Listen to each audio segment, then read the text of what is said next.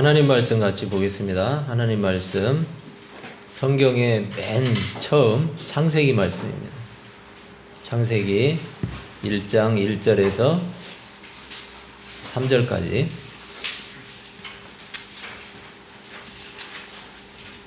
창세기 1장 1절에서 3절까지 말씀 한 목소리로 같이 읽겠습니다. 시작.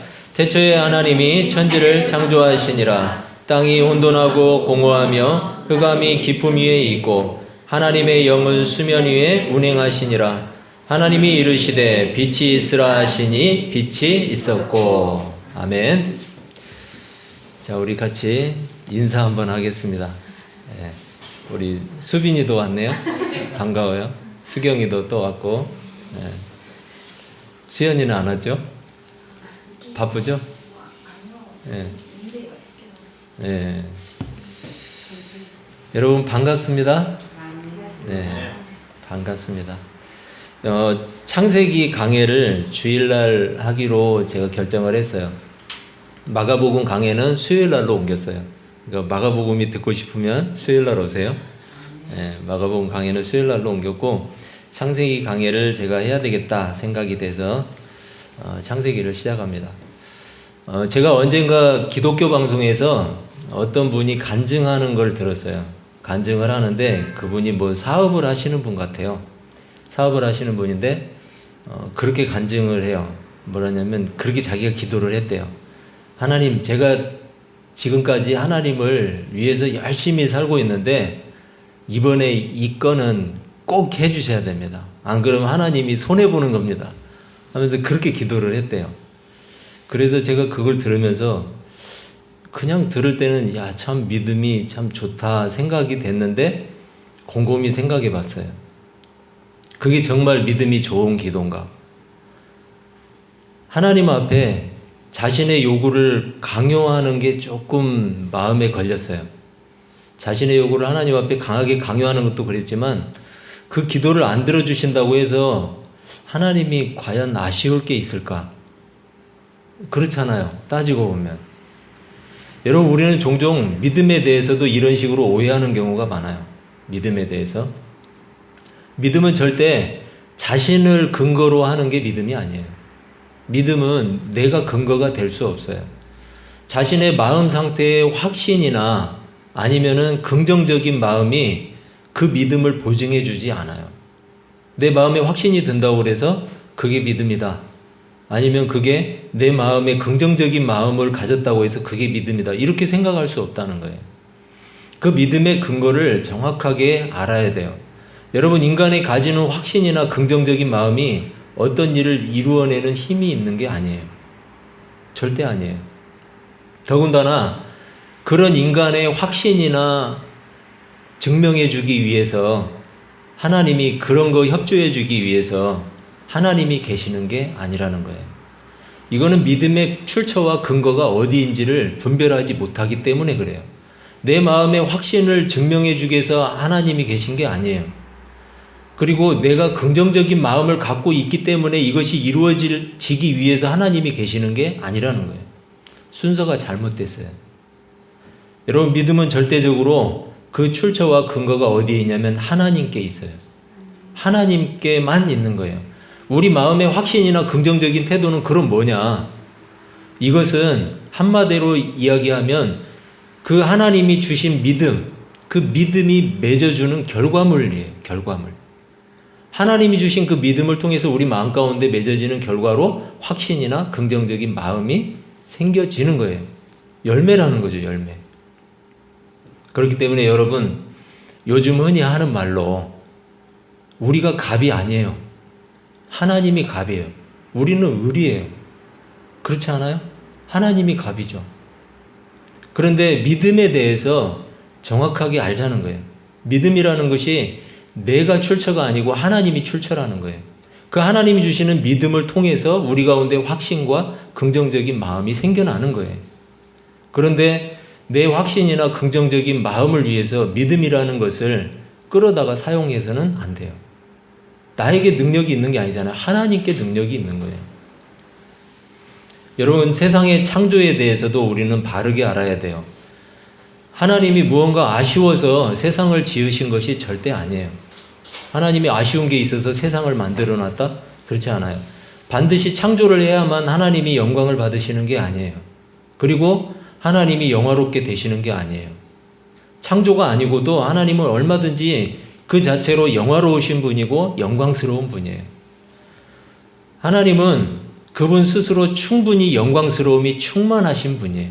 그분 자체로. 그런데 하나님이 특성이 있어요. 하나님의 속성 중에 본래 하나님의 그 영화로우심을 지속적으로 표출을 하시는 특성이 있어요. 하나님의 속성 중에 이 표출하시는, 드러내시는 그 속성이 지속적으로 이루어지는데 그 이루어지는 연장선상에 뭐가 있느냐? 창조가 있는 거예요. 하나님의 창조가. 그러니까 이 창조는 뭐냐? 하나님의 영광스러움, 하나님의 그 영화로움을 드러내시는 거예요. 나타내시고 표출하시는 거예요. 우리로 말하자면 표현하는 거예요. 표현하는 거. 내가 기쁘면 기쁨이 밖으로 나오죠. 얼굴이 환하죠. 달덩이처럼.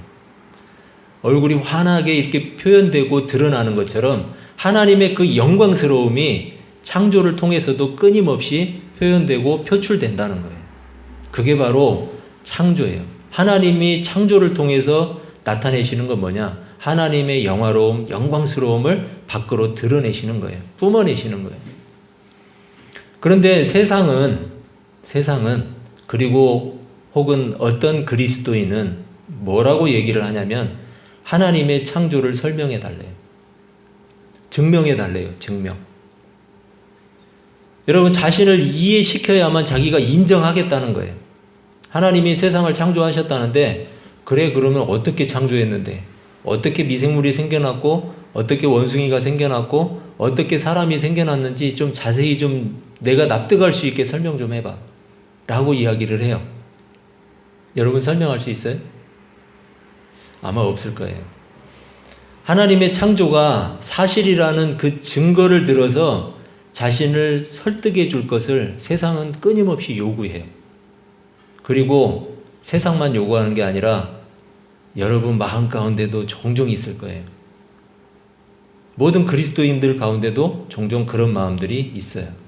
여러분 다시 말하지만 우리는 피조물이에요. 갑이 아니라고요. 우리는 을이에요. 갑은 누구세요? 하나님이에요. 하나님이 갑이에요. 그러니까 여러분 하나님 앞에서 속된 말로 갑질하지 마세요. 절대 하나님 앞에서 갑질하면 안 돼요. 왜 하나님이 굳이 창조가 사실이라는 것을 왜 해명하셔야 되죠? 하나님이 아쉽나요? 그렇지 않죠. 항상 머릿속에 넣으세요. 하나님이 갑이에요. 여러분 누군가 인정하지 않는다고 해서 창조의 진리가 거짓이 되나요?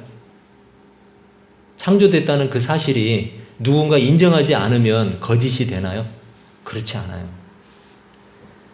누군가 인정하지 않는다고 해도 창조는 사실이에요. 만약에 시력이 좋지 않은 저같이 시력이 좋지 않은 저 안경 벗으면은 저기 한솔이 얼굴이 잘 안 보여요. 흐릿해서 누군지 잘 몰라요. 이제 여기 안에 있으니까 아는 거지. 그런데 누군가 이렇게 안경을 써야만 물체가 보이는 사람은 이걸 딱 벗겨놓고 뭔가 앞에 놓고 뭐가 있다고 해도 잘 몰라요. 그렇죠? 여러분 그런 사람이 만약에 그 물체를 확인하기 위해서는 뭐 해야 돼요? 안경을 쓰면 되죠. 그런데 안경은 쓰지 않은 채 그 물건이 있다는 걸 나한테 증명해봐. 그럼 내가 믿을게. 이렇게 이야기한다거나 아니면 내 눈에 그 물체가 식별되지 않기 때문에 그 물체는 없는 거야 라고 이야기하는 사람이 있다고 생각을 해보세요. 그 사람 데리고 빨리 어디를 가야 돼요? 병원에 가야죠. 병원에 가야죠. 여러분 안경만 쓰면 보일 것을 그 사람이 안경을 쓰지 않기 때문에 물체가 보이지 않기 때문에 그 물체가 없는 걸로 생각을 한다? 그럼 그 사람은 미친 사람이에요. 마찬가지예요. 여러분 창조는 진리고 엄연한 사실인데 그 창조가 자기 눈에 보이지 않고 자기에게 증명되지 않는다고 해서 가짜다, 사실이 아니다라고 이야기하는 것은 자기가 안경만 쓰면 보일 것을 안경을 쓰지 않은 채 그 물체가 없다고 이야기하는 거하고 똑같아요. 뭐가 달라요? 그런데 많은 사람들이 창조에 대해서 이런 태도를 가지고 있어요. 지금도. 사람들이 그렇게 반응하는 데는 그 이유가 아니고 다른 이유가 있어요. 다른 이유. 그건 뭐냐? 하나님의 존재를 부인하고 싶은 거예요. 그렇죠? 제 말이 맞죠? 그 사람들은 창조가 왜 말이 안 되는지를 설명을 듣고 싶은 게 아니에요. 창조가 말이 안 되는 이야기고 더군다나 하나님은 존재하지 않는다. 이렇게 이야기하고 싶은 거예요. 하지만 하나님은 하나님의 존재를 굳이 증명하려고 애쓰지 않아요. 단지 창조의 선언을 통해서 하나님의 존재를 당연한 것으로 밝히고 있어요. 그리고 우리가 생각해 보세요. 만약에 하나님께서 우리에게 창조를 설명해 주시면 알아들으실 분 계세요? 아마 없을걸요? 어디에 나와 있냐면 욥기서에 나와 있어요. 욥기 38장 말씀인데 제가 읽어드릴게요. 내가 땅에 기초를 놓을 때 너는 어디에 있었느냐? 내가 깨달아 알았다면 말하여라. 누가 땅의 크기를 정하였는지 혹은 누가 땅 위에 측량줄을 펼쳤는지 네가 아느냐? 하나님이 물어보세요. 욥에게. 내가 땅에 기초를 놓을 때 너는 어디에 있었냐? 네가 그때 존재하기나 했냐? 네가 알 수 있냐? 그리고 이 땅의 측량줄, 참 표현이 기가 막히죠. 측량줄을 펼쳤을 때 그것을 네가 아느냐? 물어보고 있어요. 여러분 쉬운 성경에서는 또 다른 부분을 이렇게 이야기해요. 그때 나는 바다를 향하여 너는 여기까지만 오고 더 이상 넘치지 마라. 너 교만한 파도야 멈추어라 하고 명령했다. 내가 태어난 이후부터 한 번이라도 아침에게 명령하여 동을 트게 한 적이 있었느냐? 여러분 하나님이 말씀하세요. 욥에게. 바다의 경계를 정하신 분이 누구냐? 바닷물 너는 여기까지만 와라. 여기가 너의 경계다. 가끔 요즘에 넘치기도 하죠. 쓰나미를 통해서. 그거는 재앙이에요. 그렇지만 바다의 경계는 정해져 있어요. 하나님이 너는 여기까지 라고 정해놓으셨어요. 그거를 네가 아느냐? 그런 말이에요. 욥에게 물어봐요. 여러분 아세요? 하나님이 그 경계를 딱 정했는데 경계가 어디까지인지 아세요? 그리고 우리가 태어난 이후부터 한 번이라도 아침에게 명령해서 동을 트게 한 적이 있어요? 하나님이 명하시지 않으면 동이 트지 않죠. 그래서 저는 아침마다 일어나서 그런 생각을 해요. 아, 하나님이 오늘도 새로운 하루를 창조해 주셨구나. 여러분, 그 마음을 가지고 사는 사람과 그렇지 않고 똑같은 하루, 아, 지겨운 하루 시작됐구나. 이렇게 시작하는 것과는 천지 차이예요. 오늘 하루를 딱 시작할 때도 하나님이 새로운 한 날을 창조해 주셨구나. 여러분, 하나님이 열어주시지 않고 하나님이 동을 틔워주지 않으면 하루가 시작되지 않아요. 하나님은 지금도 붙잡고 계시기 때문에 그래요. 성경은 태초에 하나님이 천지를 창조하셨다라고 선언하고 있어요. 그 시작을 알리고 있어요. 여러분 1절에 나오는 이 태초에 제가 한번 이야기했지만 베레시트라는 이 히브리어 이거는 시간이나 질서나 장소나 모든 것의 시작을 알리는 단어예요. 시작. 처음이에요. 시작. 다시 한번 제가 강조드리지만 1절은 창조를 증명하거나 설득하려고 하는 것이 절대 아니에요. 우리에게 제발 좀 믿어줘. 설득하려는 게 아니에요. 뭐예요? 선언이에요. 선포예요. 내가 태초에 천지를 창조했다. 선언이에요. 영원하신 하나님께서 역사적인 시간을 만드시고 출발시키신 거예요. 그 출발점이에요. 이러한 사실이 중요한 이유는 뭐냐면 하나님을 따르는 백성들이 하나님께서 세우신 분명한 목적과 그리고 질서의 세계 속에서 살아갈 것인가 아니면 우연의 기초에서 혼돈의 세계를 살아갈 것인가 이거를 선택하는 일이에요. 여러분 이 결단에 따라서 사람의 삶의 목적과 방향이 결정돼요. 그래서 제가 아침마다 일어나서 그렇게 생각하고 하나님 앞에 기도하는 이유가 거기에 있어요. 내 삶을 주관하시는 분은 하나님이다. 오늘 하루도 동을 틔워주시고 그리고 해가 뜨게 해주시고 과학적으로 설명할 때는 지구가 도는 거지만 그렇지만 해가 뜨고 그리고 하루가 시작되는 거, 하나님이 새 한날을 창조해 주신 거, 바로 내 삶에 내가 하루도 살아보지 못한, 단 한 번도 살아보지 못한 그 날이 시작이 되는 거예요. 그게 하루의 시작이에요. 여러분, 하나님이 창조를 통해서 날마다 운행하고 계시고 일하고 계신다는 그 하나님의 경륜을 생각한다면 내가 살아갈 목적과 방향이 정확하게 잡히는 거예요. 그래서 이러한 결단이 우리에게 중요해요. 태초에 하나님이 천지를 창조하시니라. 창세기의 저자가 누구죠? 네? 모세죠. 확신이 없어요. 모세예요, 모세. 여러분, 그 독자는 누군가요, 그러면? 창세기를 맨 처음 받아들인 사람은 누구였을까요? 모세가 지었으니까 누구겠어요? 이스라엘 백성들이죠. 그것도 이스라엘 백성들인데 언제 때 이스라엘 백성이냐? 지금이 아니고 출애굽을 해서 광야를 거닐고 있는, 광야 생활을 하고 있는 그 이스라엘 백성들, 그들이었거나 아니면은 그들의 자손이었거나 둘 중에 하나겠죠. 아무튼 내용은 같아요. 이스라엘 백성들이 그 독자였어요. 그러면은 모세가 지금 이 창세기부터 모세오경이라는 걸 우리 기독교에서는 모세오경이라고 해요. 그런데 이거를 유대인들은 율법이라고 해요. 율법서예요. 네, 율법서. 그래서 이 5개, 창세기, 출애굽기, 레위기, 민수기, 신명기까지 이렇게 5개를 우리는 모세오경이라고 하지만 유대인들은 율법이라고 이야기를 해요. 그래서 거기에는 이들이 살아가야 될 어떤 정확한 규칙과 방향들이 다 결정이 돼 있어요. 그런데 그 맨 앞에 뭐가 있냐? 창세기가 있는 거예요. 창세기. 모든 삶의 방향들을 결정하는 내용들이 다 그 안에 들어가 있고 이스라엘을 어떻게 이끄셨는지 그리고 어떤 방향으로 이끌어 가시는지 그것을 주시는 그 모세오경 중에서 맨 앞에 세워져 있는데 그 중에서도 맨 앞에 뭐가 있느냐? 내가 세상을 창조했다. 이 선언이 앞에 딱 놓여 있는 거예요. 여러분, 이 선언은 대단한 선언이에요. 하나님이 그 언약의 근거에서 이스라엘을 온 세상에 신정국가로 세우셨어요. 여러분, 신정국가는 뭐예요? 하나님의 명령이 그 나라의 정치와 경제, 시민, 사회, 종교 모든 영역에 하나님의 명령이 기준이 되는 거예요. 하나님의 명령이 주관을 하는 거예요. 그 모든 것을. 그게 신정국가예요.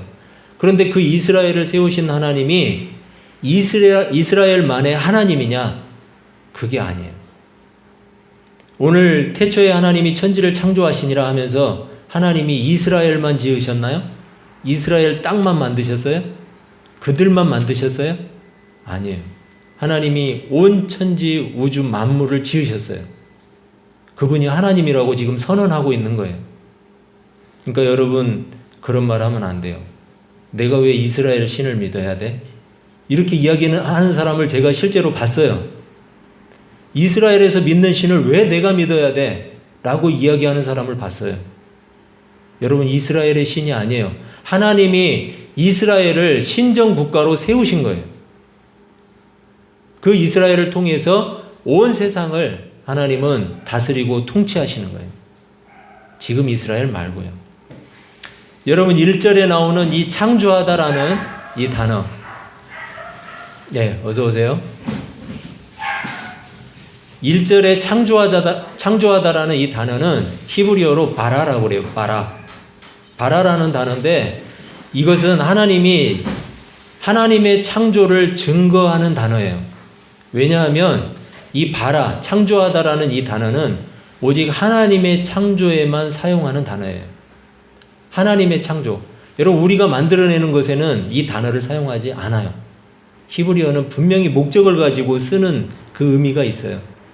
그래서 바라라는 단어는 무에서 아무것도 없는 상태에서 유를 만들어내는 그 신적인 창조에만 사용하는 단어예요.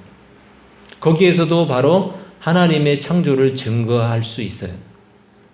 여러분, 오경의 내용을 처음 들은 사람들은 아까 이야기했던 것처럼 광야 생활을 하던 이스라엘 민족이었어요. 그들이 광야 생활을 하면서 창세기에서 봤던 건 뭘까요? 그것을 우리가 봐야 돼요. 그들이 봤던 걸 우리가 봐야 돼요.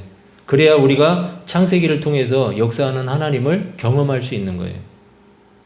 창세기는 먼저 이들에게 하나님이 지으신 세계 속에서 인간의 위치가 무엇인가, 그것을 보여주고 있어요. 하나님이 이 세상을 다 지으셨는데 그 가운데서 인간의 위치가 무엇인가. 아울러서 오늘날을 살고 있는 우리들의 위치 역시 알려주고 있어요. 여러분, 그것을 찾으셔야 돼요. 우리는 그것을 정체성이라고 해요. 영어로는 아이덴티티라고 해요. 정체성이에요. 우리가 누구인지, 어떠한 존재인지를 설명해 줘요. 누구와의 관계 속에서? 창조주와의 관계 속에서. 우리가 누구고 우리가 어떤 존재인가. 그리고 창세기는 죄가 어떻게 해서 세상에 들어오게 됐는지, 인간에게 들어오게 됐는지를 설명하고 있어요. 그리고 죄가 어떻게 진행되어 가는지 죄의 과정을 분석해 주고 있어요. 그리고 죄의 결과까지도 이야기하고 있어요. 따라서 왜 진정한 종교가 반드시 인간을 구속해 주는 특징을 가져야 하는지 우리는 알 수 있어요. 왜 진정한 종교라면 인간을 구속해야 되는가? 왜 인간을 구원해야 되는가? 창세기에서 무엇을 설명한다고요? 죄를 설명하고 있어요. 죄를 설명하고 있는데 그 죄에 빠진 인간의 결과를 또 설명해 주고 있어요. 그렇기 때문에 그 죄에 빠진 인간을 구원해야만 참된 종교의 의미가 있는 거예요. 우리가 반드시 기독교인이어야 하는 이유도 여기에 있어요. 창세기는 하나님이 아브라함을 부르시는 것을 기록하고 있어요. 아브라함 이후 이스라엘 민족의 조상들의 출생과 생애를 또 다루고 있어요. 왜 아브라함이 나오고 그들의 후손이 나오는지 우리가 그것을 창세기를 통해서 알 수가 있어요. 이스라엘 민족이 이집트로 내려가게 된 배경과 내용도 설명해 주고 있어요. 그리고 거기에서 왜 빠져나와야 하는지, 그게 정확하게 어떤 언약의 근거가 되어 있는지를 창세기에서는 설명해 주고 있어요. 여러분, 그 과정에서 하나님 앞에 신실하게 순종하는 족장들의 모습도 볼 수가 있어요. 아브라함, 이삭, 야곱, 요셉. 이 네 사람이 이스라엘의 대표적인 족장이에요. 근데 이 족장들이 하나님의 그 신실하신 언약 가운데서 어떻게 순종하면서 그 언약을 이루어가는 과정 속에 있는지를 우리에게 보여줘요. 여러분, 지금 제가 뭐 하고 있어요? 창세기에 들어가 있는 내용을 설명해 주고 있는 거예요. 왜 이런 내용들이 창세기에 들어가 있는지 우리가 창세기의 그 특징을 보려면 맨 먼저 창조의 특징을 살펴야 돼요. 창조의 특징들을 알게 되면 그에 비해서 인간의 지식과 영적인 시야가 얼마나 제한적이고 좁은 건지를 알게 돼요. 여러분, 1절에 보면 하나님의 명칭을 뭐라고 하냐면 히브리어에서는 엘로힘으로 표현하고 있어요. 엘로힘. 여러분, 우리가 알고 있는 하나님의 명칭이 또 뭐가 있죠? 여호와가 있죠. 여호와. 여호와는 언제 사용하는 단어냐면 언약 관계를 설명할 때, 이스라엘과 우리와 하나님과의 언약 관계를 설명할 때는 여호와라는 단어를 사용해요. 그런데 이 엘로힘이라는 단어는 뭐냐면 하나님의 권능, 그리고 하나님의 능력, 이러한 것을 설명할 때 엘로힘이라는 단어를 사용해요. 왜냐하면 엘로힘이라는 그 명칭은 두려워하다, 강하다, 이런 뜻에서 파생이 된 단어예요. 그래서 엘로힘을 사용할 때는 반드시 하나님의 그러한 권능, 그리고 하나님의 주권, 이것을 설명할 때 엘로힘이라는 단어를 사용해요. 그런데 1절에서 하나님을 엘로힘으로 표현하고 있어요. 하나님의 주권과 능력에 의해서 천지 창조가 이루어졌다는 것을 선언하고 있는 거예요. 이렇게 하나님의 주권적인 역사와 절대적인 능력을 강조함으로써 천지 창조에 있어서 어떠한 인간적인 개입이나 주장도 허용하지 않겠다라는 의지를 드러내고 있는 거예요. 여러분, 오로지 하나님의 권능으로만 이루어졌다는 것을 설명해내고 있어요. 1절에서. 그러니까 여러분, 우리가 1절의 이 선언은 우리에게 뭔가 설명해 주기 위해서, 설득하기 위해서 내놓은 명제가 아니에요.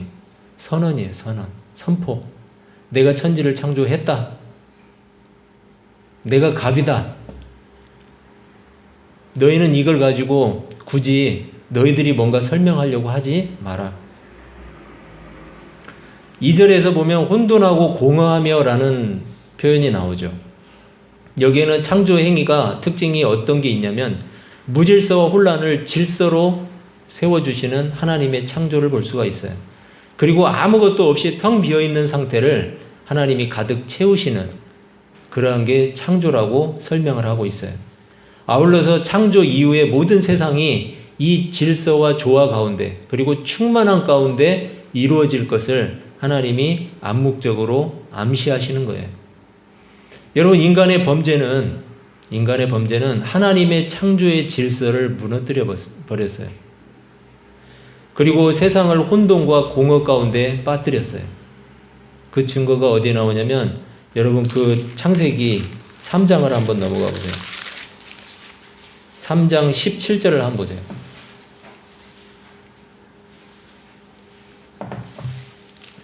3장 17절을 같이 한번 읽어보겠습니다. 시작. 아담에게 이르시되 내가 내 아내의 말을 듣고 내가 내게 먹지 말라 한 나무의 열매를 먹었은즉 땅은 너로 말미암아 저주를 받고 너는 내 평생에 수고하여야 그 소산을 먹으리라. 아멘. 여러분, 아담이 하나님이 먹지 말라 한 열매를 먹었어요. 불순종을 하고 죄를 졌어요. 하나님과의 관계가 깨지기 시작한 거예요. 그러니까 하나님 뭐라고 말씀하세요? 땅은 너로 말미암아 저주를 받고 너는 수고하여야 그 소산을 먹으리라.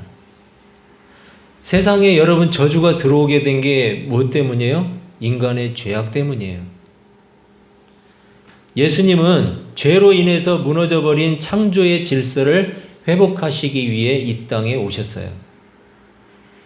따라서 모든 그리스도인들은 창조의 질서를 따라서 살아갈 책임이 있어요. 창조의 질서를 무너뜨려서는 안 돼요. 여러분, 그러니까 동성애자 뭐라고 하죠? 그 사람들에게도 물론 인격이 있죠. 왜 인격이 없어요? 그들을 무시하는 게 아니에요. 여러분, 우리는 그 사람을 무시하는 게 아니에요. 동성애라는 그 자체가 주는 해악과 그리고 죄를 이야기하는 거예요. 여러분, 그건 창조의 질서를 무너뜨리는 거예요. 깨뜨리는 거예요. 그렇기 때문에 성경에서는 분명히 그게 죄악이라고, 그것도 엄청나게 멸망당할 죄악이라고 이야기하고 있어요. 그런데 성경에서 죄라고 이야기하는데 어떻게 강단에서 죄가 아니라고 이야기할 수 있어요? 끌려가서 죽을지언정 그건 죄예요. 그것도 멸망당할 죄예요. 여러분, 끝까지 그렇게 이야기할 수 있어야 돼요. 누구든지 하나님을 만나지 못한 인생이나 거부하는 인생은 혼돈과 공허의 삶을 살아갈 수밖에 없어요. 그것은 누군가를 저주하기 위해서 만들어 놓은 게 아니에요. 하나님의 섭리예요. 하나님의 창조의 질서에 그렇게 되어 있어요. 그래서 하나님을 만나야만 그 인생에 질서가 생기고 목적이 생기고 방향이 생기는 거예요. 하나님의 창조의 선언을 거부한 인생이 겪게 되는 필연적인 결과일 수밖에 없어요. 3절에서는 하나님의 말씀이 반드시 성취된다는 사실을 보여줘요. 여러분 3절을 같이 한번 읽어볼까요? 3절, 1장 3절이에요. 같이 읽어봅시다. 시작. 하나님이 이르시되 빛이 있으라 하시니 빛이 있었고. 여러분, 빛이 있으라고 말씀하시니까 빛이 있었어요. 하나님은 없는 것을 있는 것으로 부르시는 분이에요. 그게 하나님의 창조예요. 말씀으로 지으셨다고 분명히 이야기하고 있어요. 어떤 사람들은 이것에 대해서도 말도 안 되는 소리라고 이야기해요. 왜 말도 안 되는 소리라고 할까요? 자기가 아무리 말해봐야 안 생기니까. 하나님을 자기하고 동격으로 놓고 보니까 그래요. 하나님하고 나하고 동격이에요? 다시 한번 이야기해 줄까요? 하나님이 갑이에요. 나는 을도 아니에요. 나는 하나님이 부르시지 않았으면 없는 존재예요. 여러분, 피조물인 자기하고 동일하게 여길 수 있어요? 이게 바로 피조물의 착각이에요. 제가 그래서 오늘 제목을 피조물의 착각이라고 지었어요. 착각하지 마세요. 하나님은 누군가에게 동의를 구하고자 하는 것이 아니에요. 단지 하나님의 행하심을 있는 그대로 선언하고 계세요. 하나님이 있는 그대로 선언해요. 그게 진리예요. 하나님은 말씀으로 모든 것을 창조하셨다. 하나님의 진리의 선언이에요. 빛이 있으라고 하시니까 있었대요. 창조주이신 하나님이 그렇게 하셨다는데 피조물들이 부득불 아니라고 우기는 것은 도대체 무슨 경우인가요? 여러분, 요한복음 1장 1절에서도 이렇게 선언하고 있어요. 태초에 말씀이 계시니라. 이 말씀이 하나님과 함께 계셨으니 이 말씀은 곧 하나님이시니라. 요한복음에서도 선언하고 있어요. 그런데도 아니라고 우기는 사람이 많아요. 여러분, 이 요한복음이 기록될 당시와 창세기의 기록 당시와는 1500년이라는 시간의 차이가 있어요. 공백이 있어요. 이 1500년이라는 시간의 공백이 있음에도 불구하고 말씀으로 천지를 지으신 하나님에 대해서 동일하게 증거하고 있어요. 동일하게. 1500년이 흘렀으니까 요한복음 시대에는 그거는 조금 너무했다. 조금 수정하자. 그렇게 한 게 아니라고요. 여러분, 지금 시대에도 과학이 발전했다고요? 여러분, 과학으로 모든 걸 다 설명해낼 수 있나요? 설명해낼 수 없어요. 그리고 성경책은 과학책이 아니에요. 성경을 가지고 과학적으로 증명하려고 하지 마세요. 성경은 과학책이 아니에요. 하나님을 과학으로 다 이해할 수 있다면 하나님은 없을 거예요, 아마. 성경은 사람들의 의문을 다 풀어주지 않아요. 왜냐하면 성경이 목적하는 바가 분명히 있기 때문에 그래요.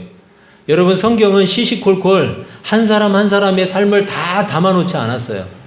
그렇게 담았다면 책으로 만들 수가 없겠죠. 여러분, 어떻게 다 담겠어요, 그 내용을. 하나님이 이루신 일을 시시콜콜 하나씩, 태초에 하나님이 천지를 만들었는데 미생물은 이렇게 해가지고, 저는 모르니까 이렇게 해서 이렇게 만들었다.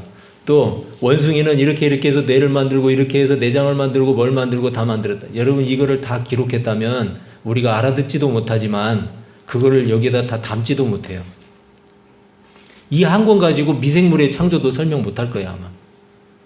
여러분, 세상의 과학책도 한번 보세요. 과학서적, 의학서적을 한번 보세요. 얼마나 방대해요. 그 방대한 양을 인간이 평생 살면서도 다 습득하지 못해요. 그런데 인간이 밝혀낸 사실만 가지고도 다 습득하지 못하고 이 세상을 마감하는데 하나님이 지으신 창조를 이 책에다가 다 담을 수 있어요?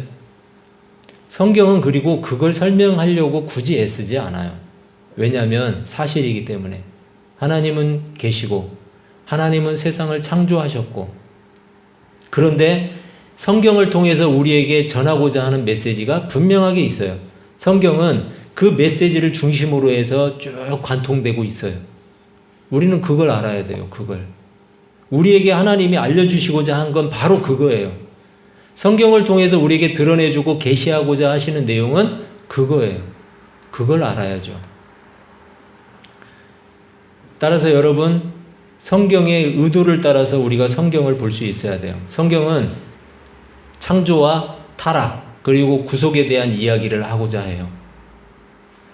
인간을 어떻게, 이 세상을 지었고 인간을 어떻게 지었는지, 왜 지었는지, 그리고 그 인간이 어떻게 타락했는지, 그리고 그 인간이 어떻게 해서 구원받게 되는지, 그 구원의 이야기를 이 성경에 담아 두셨어요.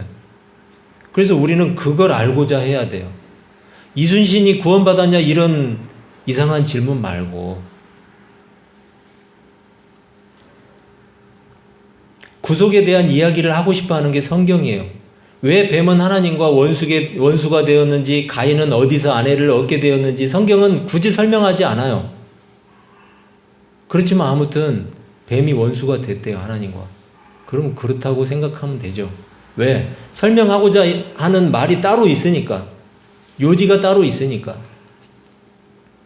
성경이 설명하고자 하는 그 내용에 여러분 귀를 기울여야 돼요.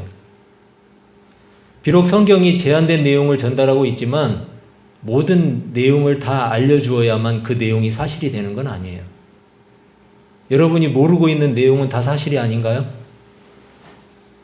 미국 대통령이 하루하루 어떻게 살아가는지 여러분 다 아시나요? 그걸 다 알아야만 사실로 받아들이나요? 뉴스에 나오는 것도 우린 받아들이잖아요, 사실로. 그죠? 왜? 내가 안 봤지만, 내가 경험하지 못했지만 그랬다고 하니까. 그런데 성경은 안 믿어요, 사람들이. 3절에서는 빛의 창조는 모든 생명이 빛으로부터 시작되었다는 것을 알리고 있어요. 빛으로부터 시작되었다. 요한복음 8장 12절에는 이렇게 말씀해요. 예수께서 또 말씀하여 이르시되 나는 세상의 빛이니 나를 따르는 자는 어둠에 다니지 아니하고 생명의 빛을 얻으리라. 그런데 요한복음 1장 4절 5절을 보면 그 안에 생명이 있었으니 이 생명은 사람들의 빛이라. 빛이 어둠에 빛이 돼 어둠이 깨닫지 못하더라. 여러분, 빛이신 예수 그리스도께서 이 세상에 오셨어요. 그런데 사람들이 깨닫지를 못했대요. 그 마음에 빛이 임했는데도 깨닫지를 못해요. 죄에 빠진 인간들이 눈이 어두워졌고 생명의 빛으로 오신 주님을 알아보지 못했어요. 지금도 주님을 알아보지 못한 채 자신들에게 하나님을 증명하라고 말을 해요. 여러분, 이것이 바로 피조물의 착각이에요. 진리는 하나님께 있어요. 그리고 세상 모든 만물의 기준도 하나님이에요. 인간이 세상에 누가 그랬죠? 인간이 만물의 척도다? 있어요. 저도 까먹었어요. 네. 아무튼 있어요. 그런데 그 사실보다 더 중요한 사실이 있어요. 하나님이 모든 만물의 기준이시고 척도예요. 하나님을 알지 못하고는 모든 만물의 진리도 이치도 깨닫지 못해요. 더군다나 우리가 누구인지 몰라요. 여러분, 태초에 하나님이 천지를 창조하시니라.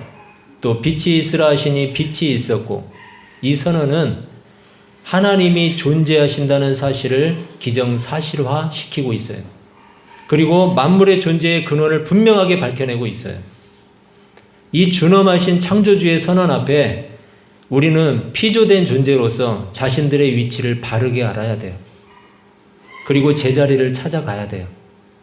여러분, 하나님을 만나야만 제자리를 찾을 수 있어요.